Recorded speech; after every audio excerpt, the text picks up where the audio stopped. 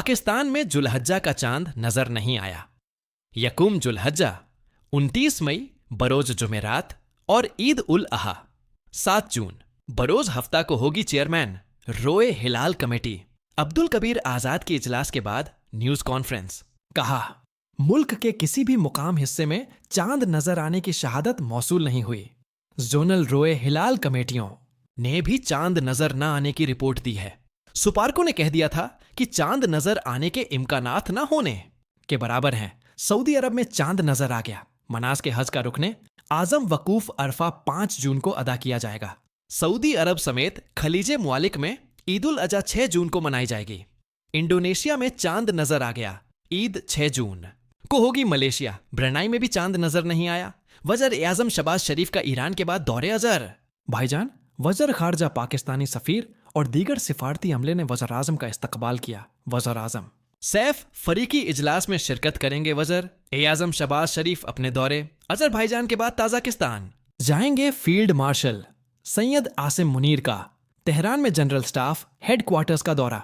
ISPR के मुताबिक field marshal की ईरानी मुसल्लफात के chief of general staff major general Mohammad Bagheri से मुलाकात हुई, जिसमें खिते की सूरतें हाल दफाई ताल्लुकात को मजीद मजबूत बनाने पर तबादला ख्याल किया गया। पंजाब, खैबर पख्तूनख्वा, गिलगित और आजाद कश्मीर में बारिशें शुरू। इस्लामाबाद में तेज आंधी और झक्कड़, जालाबारी, तेज हवाओं से साइन बोर्ड्स और बिल बोर्ड्स गिर गए।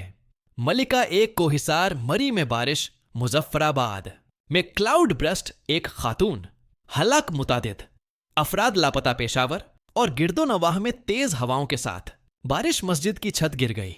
मालाकंड और गिरदोनवाह में आंधी के बाद मुताद फीडर स्ट्रिप कर गए लोअर। दीर और मोहम्मद में तेज हवाओं और गरज चमक के साथ बारिश। मियांवाली और चतराल में मूसधार बारिश शहर आए। रेशम 2 मकामात पर ट्रैफिक के लिए बंद। जीजा जाल और ग्लोसबांड में सैलाबी रेले में मुताद कुर्बानी के जानवर बह गए। जूबी, वजरिस्तान और लंडी कोतल में भी बादल बरस पड़े। बाबूसर टॉप पर बर्फबारी। नारायण में भी मौसम सर्द हो गया। महकमा मौसमियात के मुताबिक 31 मई तक बारिशें जारी रहेंगी। जो हमारा सबसे पहले मुतालबा है ये कि इलेक्ट्रिक में IB सदर का जो GM है अब्दुल कुदूस मेमन, उसको फरीबरत किया जाए। आज जो एतजाज आपको दिखाई दे रहा है वो सिर्फ उसी की वजह से है। वो कहता है कि इलेक्ट्रिक को आग लगाओ, कराची को आग लगाओ, कुछ भी करो, तमाम इदारे हमसे राब्ते में हैं, कोई इदारा हमारा कुछ नहीं कर सकता। उसका सबूत आप असेंबली में जाके देख लें। जी, परेशानी इस हद तक है कि हमारा कारोबार बिल्कुल खत्म होकर रह गया है। हमारा प्रिंटिंग का काम है और प्रिंटिंग का काम वो चलता है कि जब मशीन का पहिया चले। जब मशीनें बंद पड़ी रहती हैं तो लाखों रुपए की इन्वेस्टमेंट कचरे का ढेर बन जाती है। कराची में शाहीन कॉम्प्लेक्स पर के इलेक्ट्रिक के दफ्तर के बाहर बिजली की बंदिश के खिलाफ ताजों का एहतजाज। जामिया क्लॉथ के ताजिरों ने चारों एतराफ से सड़क को बंद कर दिया। एतराफ के इलाकों में बदतरीन ट्रैफिक जैम। ताजों का कहना है लोड शेडिंग की वजह से कारोबार शदीद मुतासिर है। मुजाहरीन की कि इलेक्ट्रिक के खिलाफ शदीद नारेबाजी। शदीद गर्मी में कि इलेक्ट्रिक ने हमारा जीना हराम कर दिया कि इलेक्ट्रिक का लाइसेंस मंसूख करने का मुतालबा जोर पकड़ गया। कौमी असेंबली की कायमा कमेटी सनत पैदावार का इजलास। CEO के इलेक्ट्रिक और रुकन रजा अली गिलानी में तल्ख जुमलों का तबादला। रुकन कमेटी रजा अली गिलानी का CEO के इलेक्ट्रिक के खिलाफ एक्शन का मुतालबा। चेयरमैन कमेटी का मोना सल्वी के खिलाफ तहरीक इस्तेहकाक लाने का फैसला कायमा। कमेटी सनत पैदावार ने के इलेक्ट्रिक को मजीद सुनने से इनकार कर दिया। मेंबरान के इसरार पर CEO के इलेक्ट्रिक को इजलास से बाहर निकाल दिया गया। CEO के इलेक्ट्रिक के जवाब पर मेंबरान बरहम कहा, हम केस वापस नहीं ले सकते। कमेटी मेंबरान ने CEO के इलेक्ट्रिक की माजरत मुस्तरद कर दी। गुजरात के कसाब मोदी को पाकिस्तानी नौजवानों का करारा जवाब। सवाल भी पूछा, क्या 10 मई की मार भूल गए जब हमारी बहादुर औफाद ने हिंदुस्तान के 26 मकामात की ईंट से ईंट बजा दी थी। हम सीसा पिलाई। दीवार है, गोलियों से नहीं डरते। शहादत हमारा फक्र है। मोदी सुन लो, ये वो कौम है जो हर बार पहले से ज्यादा सख्त जवाब देती है। मोदी ने कहा था, भारत की मदद करके सुख चैन की रोटी खाएं, वरना मेरी गोली तो है ही। मोदी के गुजरात में रैली से खिताब पर पाकिस्तान का रद्दे अमल तर्जुमान दफ्तर एयर खारजा के मुताबिक जौहरी रियासत के सरबराह के नफरत अंगेज बयानात काबिले अफसोस हैं। नरेंद्र मोदी का खिताब थिएटर में फक्कड़पन पर मबनी था। मोदी का गुजरात में दिया गया बयान इंतखाबी मुहिम का थिएटर है। भारत का बढ़ता हुआ जंगी बयानिया इलाका यमन और इस तरह काम के लिए संगीन खतरा है। ऐसे बयानात यूएन चार्टर के बुनियादी उसूलों की खिलाफवर्जी है।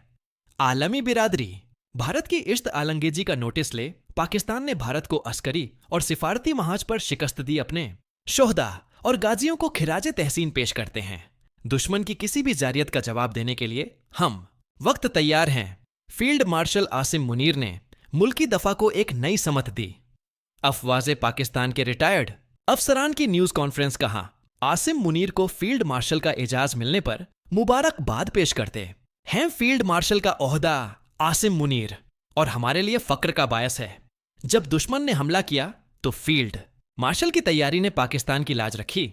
ऑपरेशन सिंदूर में भारतीय जाहिलियत बेनकाब ISPR ने बर्फ और जिम्मेदारी से नाकाबिले तरदीद शवाहिद दुनिया के सामने पेश किए। जब मोदी का गुदी मीडिया झूठ बोल बोल कर दलदल में ढंसता चला जा रहा है और दुनिया उस पर हंस रही है, बैनुल अक़वामी मीडिया, बशूल राइटर समेत फैक्ट चेक इदारों ने भारतीय मीडिया के दावों को झूठा साबित कर दिया। मोदी सरकार और मीडिया की मुबालगा आराई और झूठ पर शदीद तनकीद। भारतीय तजियाकार और सफ़ी भी खुलकर तनकीद करने लगे करण थापड़ ने। तजियाकार अजय सानी का भारतीय चैनल दी वायर पर इंटरव्यू जारी कर दिया। भारतीय हुकूमत की नाहली और भारतीय मीडिया के झूठ से पर्दाफाश। अजय साहनी ने कहा, भारतीय हुकूमत की फौजी हिकमत अहमदी शदीद नाकामी का शिकार हो चुकी है। ऑपरेशन सिंदूर सियासी शो था जिससे भारतीय नाकामियों का खुलकर इंकशाफ हुआ।